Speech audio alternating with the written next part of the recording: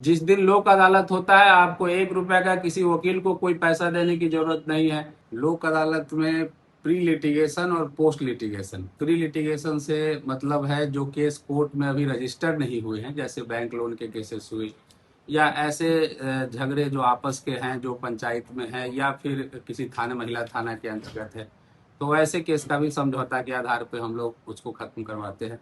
Post litigation cases में जो cases आपराधिक सुलहनीय हैं, क्रिमिनल कंपाउंडेबल केसेस हुए, इसके अलावा 138 एनआई एक्ट चेक बाउंसेस के केसेस हुए, बैंक ऋण वसूली के जो केसेस कोर्ट में दर्ज हो जाते हैं वो केसेस हो गए, मोटर दुर्घटना एमएससीटी के जो मुआवजा के लिए जो केस किए गए हैं वो सारे केसेस हैं, फैमिली मैटर्स केसेस हैं।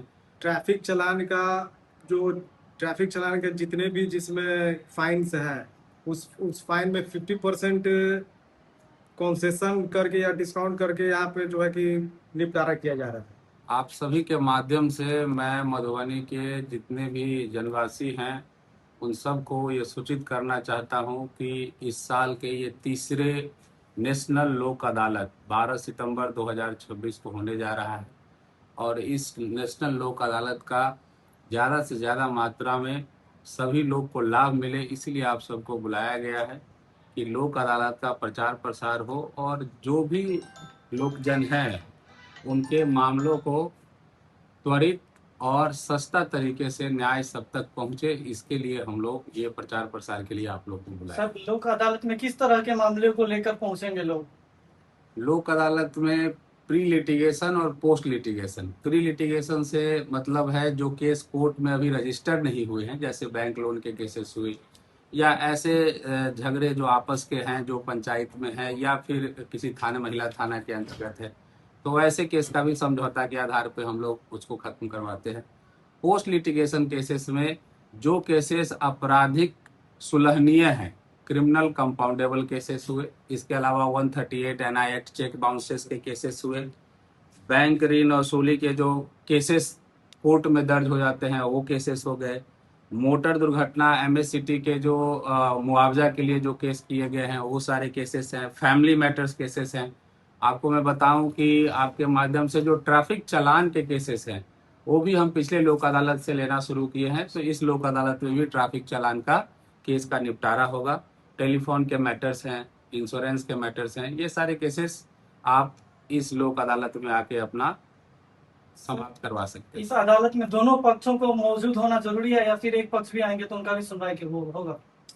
ये देखने वाली बात है कि दोनों पक्ष किस केसेस के लिए, जैसे कि अगर आपराधिक मामला है तो उसमें 2 पक्ष होते हैं, जिसने केस किया है और जो जिस पे केस हुआ है, दोनों पक्ष आएंगे तभी सुलह होगा। तो क्योंकि ये लोक अदालत में समझौता के आधार पे केस खत्म होता है तो दोनों पक्ष का होना बहुत जरूरी है। लेकिन जैसे केसेस, जैसे इलेक्ट्रिसिटी एक्ट के केसेस है, उसमें एक पक्ष सरकार होती है, सरकारी ऑफिसर्स होते हैं, तो आप सबको मैं बताना चाहूंगा ऐसे केसेस जैसे वेट एंड मेजरमेंट एक्ट के केसेस हैं, लेबर एक्ट के केसेस हैं और बैंक के केसेस हैं ना, तो इन सब में जो बैंक अधिकारी हैं, सरकार के जो पदाधिकारी हैं, वो सब यहाँ उपस्थित रहेंगे। तो आप आ जाएंगे सुलह करने के लिए यहाँ, तो हम लोग उसको सुलह करवा देंगे। वैसे केसेस में दोनों पक्ष की जरूरत नहीं होगी क्योंकि एक पक्ष यहाँ पहले से ही उपस्थित रहेगा कि हम वो बात को समाप्त कर सके। ठीक, तो वैसे केसेस में सिर्फ एक ही पक्ष जिनके हैं, जैसे बैंक के केसेस में, वो आ सकते हैं। और मैं आपको बताना चाहूंगा कि लोक अदालत में जो मामला सुलह होगा उसमें किसी की जीत किसी की हार नहीं होती, दोनों पक्षों की जीत होती है। और ये मामला जिस दिन लोक अदालत होता है आपको 1 रुपए का किसी वकील को कोई पैसा देने की जरूरत नहीं है, तो ये मामला सस्ता सुलभ तरीके से आप अपने मामलों को न्यायालय के माध्यम से समाप्त कर सकते हैं और यह अपीलीय नहीं है, मतलब यह अंतिम फैसला होता है। तो इसका लाभ सबको मिले, ये आप सबके माध्यम से मैं चाहूंगा कि अधिक से अधिक लोगों तक यह प्रचार प्रसार हो और लोग आए। 12 सितंबर 2026 को लोक अदालत है, लेकिन अगर आप चाहें तो हम लोग प्री सिटिंग भी करते हैं। तो आप किसी भी डेट में आपका केस है उससे मायने नहीं रखता है। आपका केस अगर सुलहनीय है तो आप कंसर्न कोर्ट में जाके ऑफिस स्टाफ से बात करके उस रिकॉर्ड को निकलवा के पीओ के सामने रख सकते हैं।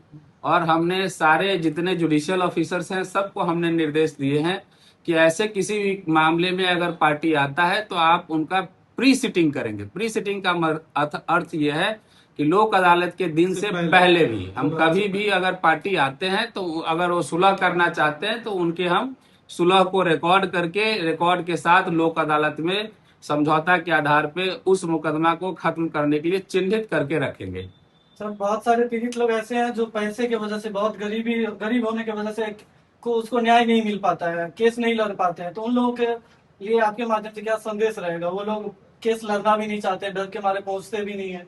तो ये तो उनके लिए बहुत सुनहरा अवसर है। मैंने अभी आपको बताया कि लोक अदालत में जो केसेस खत्म होती हैं उसमें किसी प्रकार का कोई फीस नहीं लगता, कोई वकील की जरूरत नहीं है। सिर्फ दोनों पार्टी अगर आ जाए और ये कहें कि हम लोग समझौता कर लिए हैं, हमारा मुकदमा को खत्म कर दिया जाए, तो हम लोग एक झटके में वो मुकदमा को उसी दिन समाप्त कर देते हैं।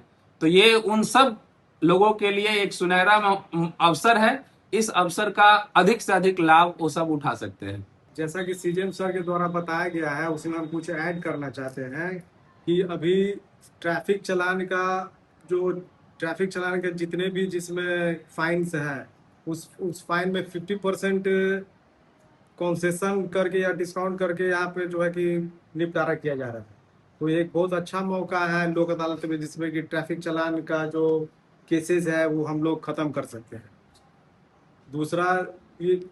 दूसरी बात ये भी है कि आज जो हम लोग प्रेस कॉन्फ्रेंस कर रहे हैं उसका मकसद ये है कि हम हमारी जो बातें हैं वो मधुबनी के सभी सम्मानित लोगों के पास पहुंचे कि लोक अदालत जो आयोजन कर रहे हैं हम लोग, उसमें ज़्यादा से ज़्यादा केसों का निपटारा किया जा सकता है और एक सुनहरा मौका है जिससे लोग फायदा उठा सकते हैं।